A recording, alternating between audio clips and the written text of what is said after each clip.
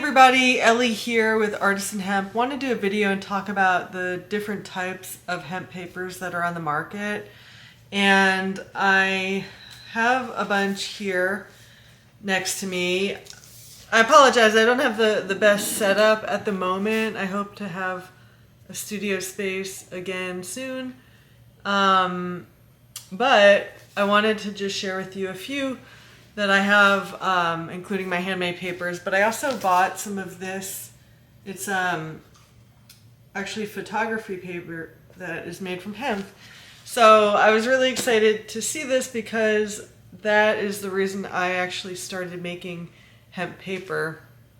I used to do a lot of fine art nature photography, and then I sold prints of the work and greeting cards, and then I was looking for hemp paper to print the photos on, and I couldn't find it. So that's when I started making the hemp paper. I actually printed my greeting cards on the Greenfield Hemp Heritage line, which is a blend of hemp and recycled post-consumer waste. So that is 25% hemp and then 75% recycled.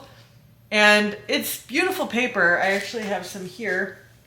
It's really nice. It's just not what I was looking for. So like for artwork and for something like photography, artwork, I needed it to be archival, and that is just not possible with recycled paper. So here's one of the greeting cards. So 5x7 folded, and then a matching envelope. And as you can see, it's got a nice creamy color and a little bit of specks of herd. And the envelope is the same as well. I don't know if the lens can pick up the little specks. It's not really a close-up lens, but hopefully I'll have better video capabilities soon as well. Here's another photo of mine that was printed on my handmade 100% hemp paper. So yeah, this is what I started with, purchasing recycled and machine-made paper, and it's gorgeous. It's got a nice texture to it on one side, and then it's smooth on the other.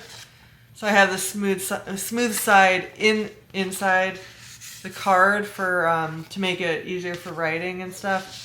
And they're all blank inside. A lot of people would buy them and hang them up on their walls. And then this is the handmade. And sorry, my lighting situation. Trying to fix that. But anyway, you can hopefully see that it's an off-white creamy color, more natural color. It's not as bright as the Greenfield stuff. This was coated. So what I started doing is coating it. I think it is actually, you know what? I was experimenting with a product called Ink Aid, which is like a liquid coating that you can put on pretty much anything to make it inkjet printable. So in 2019, I purchased a used high-end photo printer to experiment with. The thing about printing on handmade paper is that sometimes, depending on the fiber type and the paper, there can be a lot of little bits of fibers, and those can then clog the ink heads.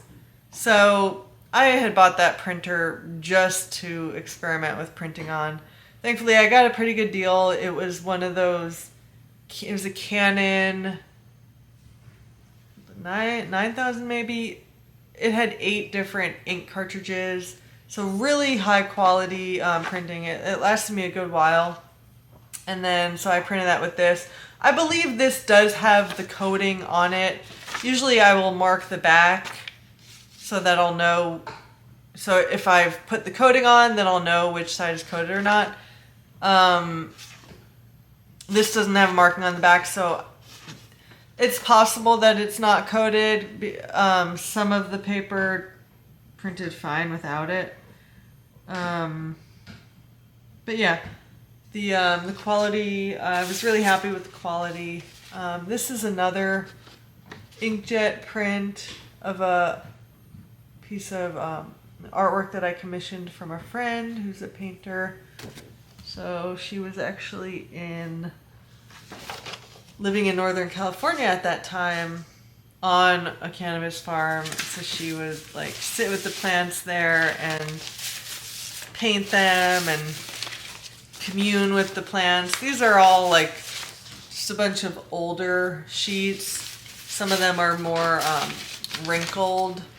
That's the thing about hemp, is it does have a high shrinkage rate. So if you've overbeaten your fiber, or you haven't pressed it, or have it weighted down when it's drying, it'll shrink like this. And that's when I first started experimenting with putting the leaves in the paper. This is another one that's got some bad shrinkage.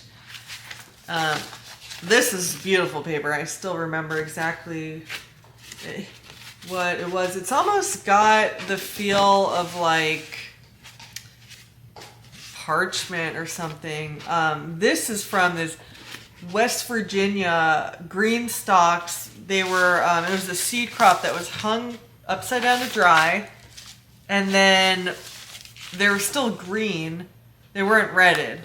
So it was the dried green, the bast fiber dried on the whole stalk. We cut the seed tops off, and then I took just the bottoms, and these were so the seed cultivars are not like resin cannabis that branch out all over the place. Seed basically is a one stalk, but then it branches a little at the top, and it has like these really seed heavy flowering tops.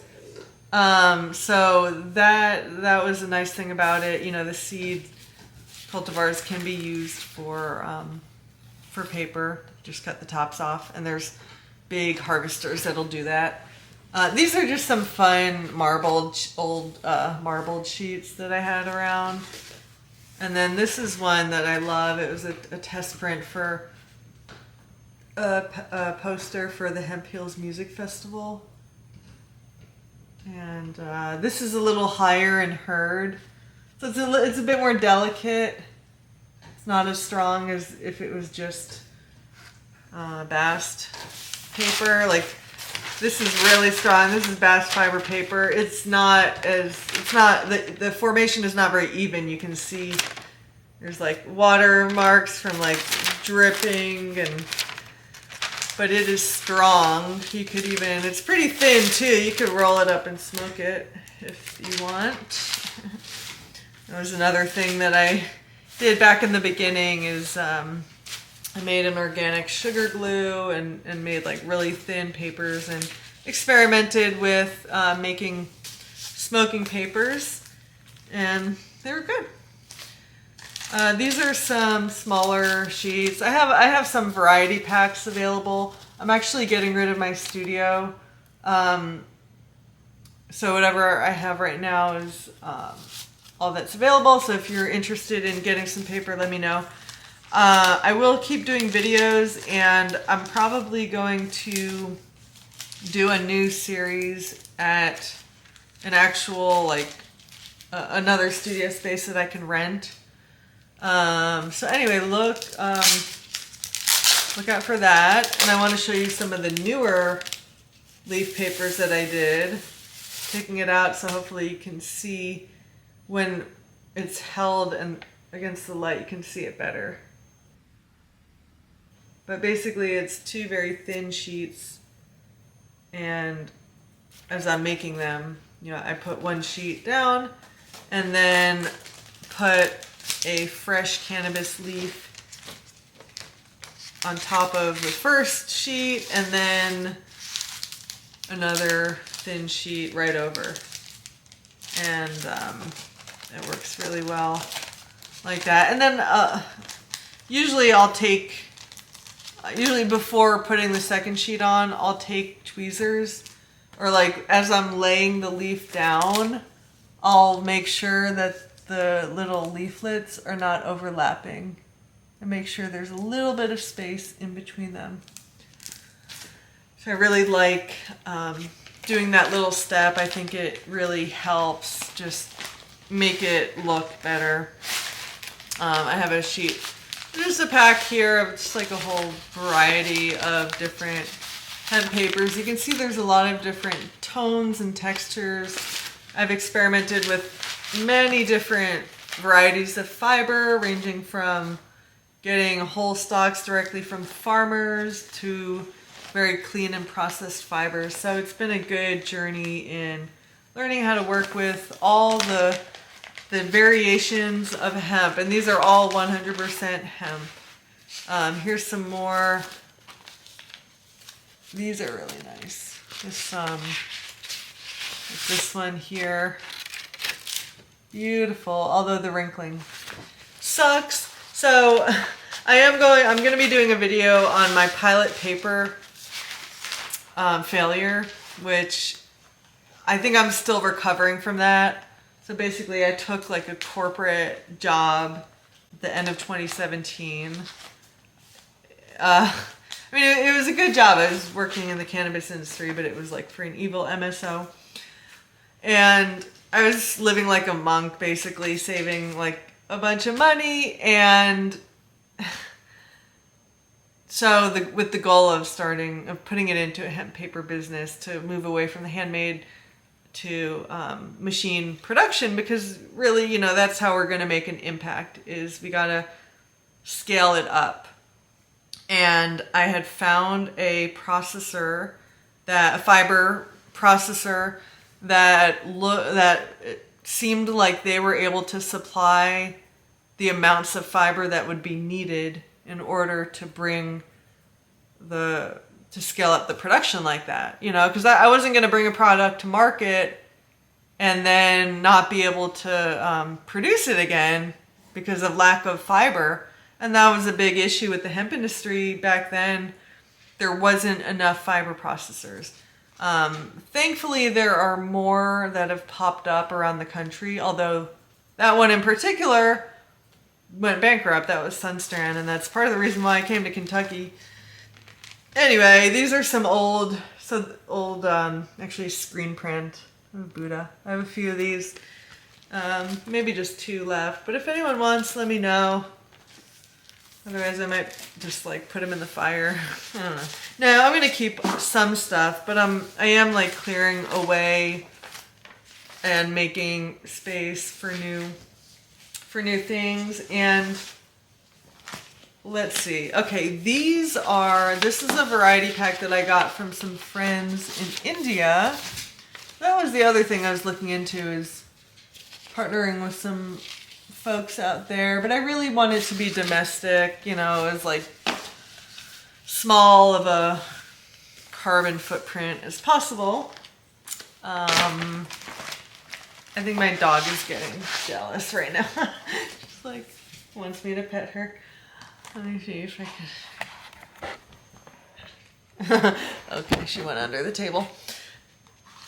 So this is a company called Cottrell in New York. They sent me some samples. It's very smooth. They call it electrical insulating papers. There's different weights of it. So there's some that are heavier, and then there are some thinner sheets here. Not quite as thin as like a smoking paper, but these are, it's really cool that they're hemp. I don't know if it would be the best for artwork, you know, because like there's a couple of things that I'm thinking about in terms of producing art paper from hemp. Because, you know, the thing is, you can talk about hemp paper all day, but there's so many different types of paper that's, you know, even within that, you have to have a specific focus. So, you know, mine was for photography printing, which I'm still thinking of doing another pilot run, doing a fundraiser for that, because as much as I like this Hana Mule paper, and the stuff that I purchased, I bought it from, I think, B&H photo store. The stuff I purchased is 290 GSM, 60% hemp fiber, and 40% cotton. They do make a 100% hemp paper. I just don't remember the pricing. I know it was more expensive. One thing that I really don't like, I'm pulling this out again to show you. One thing I don't like about this brand is that so it comes packaged in plastic, which is great, but there's no marking on what is the front and what is the back. So it basically says, you know, in the handling instructions, yeah, so there's only one coated side. So the sheets are packaged with the coated side facing up.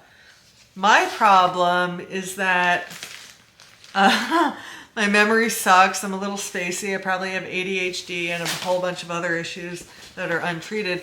So I took this shit out of the bag and was checking it out, and then I probably turned it around like 5 times and then totally forgot, and I didn't read the instruction card before taking it out. So now I don't know which is the coated side.